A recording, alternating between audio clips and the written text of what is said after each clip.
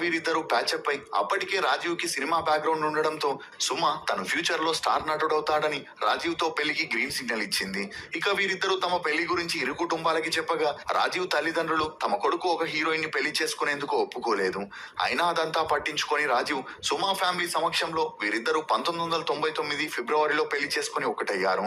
ఇక వీరి అన్యోన్య సంసారానికి గుర్తుగా రోషన్ అనే కొడుకు, మనస్వి అనే కూతురు జన్మించింది. ఇదిలా ఉంటే పిల్లలు పుట్టాక రాజీవ్ కి సినిమాల్లో ఛాన్సులు రాక వచ్చిన 1-2 రోజులుండే క్యారెక్టర్స్ రావడంతో వాటి ద్వారా వచ్చిన డబ్బులు తల్లిదండ్రుల్ని మరియు తన ఫ్యామిలీని చూసుకునేందుకు సరిపోక ఆర్థికంగా సతమతమవుతుండేవాడు. ఇక ఈ క్రమంలోనే సుమాకి ఇంట్లో ఖాళీగా ఉండడం నచ్చక తన భర్తకి ఆర్థికంగా సపోర్ట్ చేయాలని సినిమాల్లో చిన్న చితక పాత్రలు చేస్తూ విజయవాడలోని ఒక శాటిలైట్ ఛానల్లో యాంకర్ గా చేస్తూ బిజీ అయింది. అలా తనని సినిమాల్లో యాక్ట్ చేయకూడదని, కావాలంటే యాంకరింగ్ చేసుకోమని రాజీవ్ మరియు అతని ఫ్యామిలీ చెప్పడంతో ఒక స్టేజ్ లో సుమ పూర్తిగా యాంకరింగ్ పై దృష్టి పెట్టింది. ఇక అలా